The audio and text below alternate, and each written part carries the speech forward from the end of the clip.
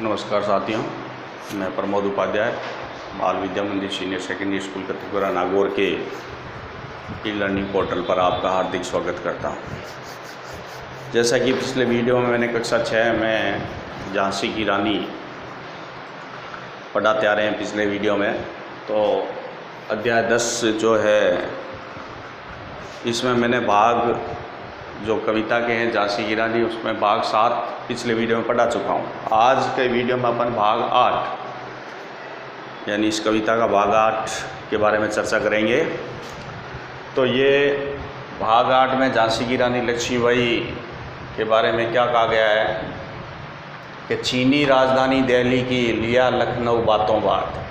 जब अंग्रेज़ों ने झांसी के किले पर आक्रमण कर दिया और झांसी को अपने अधीन कर लिया, उसके बाद में अंग्रेज़ों ने जिसमें डलहौजी जो था उसने भारत के अन्य राज्यों में भी हस्तक्षेप चालू कर दिया और उनको भी अपने अधीन करना चाहा।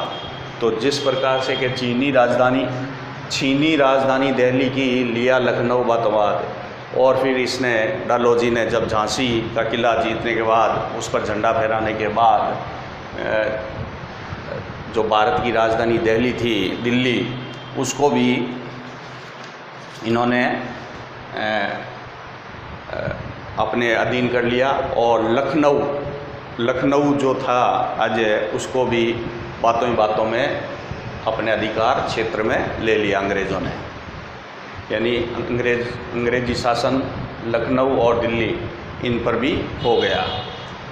कैद पेशवा था बिठूर में, हुआ नागपुर का भी घात। यानी अंग्रेज़ों ने दिल्ली और लखनऊ को के अलावा जो बिठूर के राजा बाजीराव पेशवा थे उनको वहाँ पर अंग्रेज़ों ने कैद कर दिया और नागपुर पर भी उन्होंने घात किया। यानी नागपुर को भी उन्होंने घेर लिया और नागपुर पे भी उन्होंने अपना अधिकार कर लिया। उदयपुर, तंजौर, सतारा, कर्नाटक की कौन बिसात। और इसके साथ जो उदयपुर, तंजौर जो भारत के राज्य हैं, सतारा, कर्नाटक, तो इनकी भी क्या बिसात, यानी इन्होंने भी इनका भी अंग्रेज़ों के सामने ये भी नहीं टिक सके और ये भी अंग्रेज़ी शासन यहाँ पर भी स्थापित कर लिया इन्होंने। और ये भी यहाँ के जितने भी शासक थे, भारतीय राजा महाराजा थे, वो कमज़ोर पड़ गए और उदयपुर, तंजौर, सतारा और कर्नाटक अंग्रेज़ों के अधीन हो गया।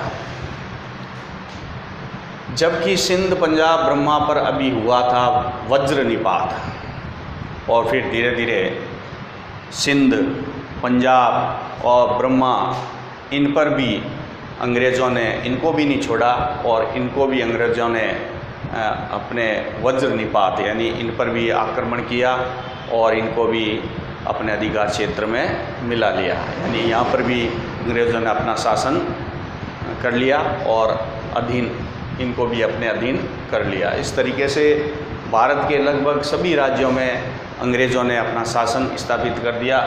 बंगाल, मद्रास आदि की भी तो यही कहानी थी कि जिस प्रकार से दिल्ली, लखनऊ और नागपुर, उदयपुर, तंजौर, सतारा, कर्नाटक, सिंध, पंजाब, ब्रह्मा, ये जितने भी राज्य क्षेत्र थे, तो ये सब इन सब पर अंग्रेज़ों ने अपना शासन स्थापित कर दिया, अपने अधीन कर लिया। किसी न किसी प्रकार से कहीं पर इन्होंने घात किए, कहीं पर इन्होंने वज्र निपात किया। बंगाल और मद्रास को भी इन्होंने नहीं छोड़ा और बंगाल और मद्रास भी जो है अंग्रेज़ों के अधीन हो गया। तो बुंदेले हर बोलों के मुँह हमने सुनी कहानी थी, खूब लड़ी मर्दानी वह तो झांसी वाली रानी थी। कि ये सभी चीज़ें हमें बुंदेलखंड के जो लोग हैं जो हर हर महादेव का नारा लगाते थे और हर हर महादेव कहते थे, उनके मुंह से हमने इस प्रकार की एक कहानी सुनी थी कि किस प्रकार अंग्रेज़ों ने सबसे पहले झांसी के किले पर आक्रमण करके, क्योंकि झांसी का जो राजा था उसकी मृत्यु हो गई थी, तो उसका फ़ायदा उठाकर अंग्रेज़ों ने उस पर आक्रमण किया और उसको किले को अपने अधीन किया। उसके बाद में धीरे धीरे इन्होंने दिल्ली पर भी अधिकार कर लिया जो भारत की राजधानी थी, और लखनऊ को भी इन्होंने बातों ही बातों में अपने क्षेत्र में मिला लिया, यानी इन पर भी अधिकार कर लिया। फिर बिठूर के जो राजा थे बाजीराव पेशवा, उनको कैद कर लिया और नागपुर पर भी इन्होंने घात किया। फिर धीरे धीरे उदयपुर, तंजौर, सतारा, कर्नाटक ये भी राज्य अंग्रेज़ों के सामने नहीं टिक सके और कमज़ोर हो गए, और अंग्रेज़ों ने इन पर भी अपना अधिकार कर लिया। सिंध, पंजाब, ब्रह्मा, इन पर भी इन्होंने वज्रपात करके और अपने अधीन कर लिया अंग्रेज़ों ने, और बंगाल और मद्रास इनको भी नहीं छोड़ा। तो इस प्रकार ये जितने भी भारत के लगभग सभी राज्य हैं उन पर अंग्रेज़ों ने अपना शासन स्थापित कर दिया। ये सभी कहानी हमें बुंदेलखंड के लोगों से, जो बुंदेलखंड के लोग हैं जो हर हर महादेव का नारा लगाते थे, उनके मुंह से हमने ये कहानी सुनी थी।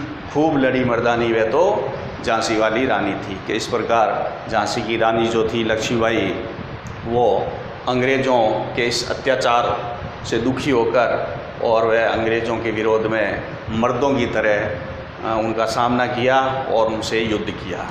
तो इस प्रकार से ये भाग 8 में बात कही गई है। इसको आप नोटबुक में नोट कर लेना। और फिर इस वीडियो में इतना ही है। अगले वीडियो में मैं आपको भाग 9 लेकर आऊँगा। कविता बहुत बड़ी है, तो धीरे धीरे आप इसको नोटबुक में नोट करते जाइए और पढ़ते रहिए, ठीक है। तो आज के वीडियो में इतना ही। धन्यवाद।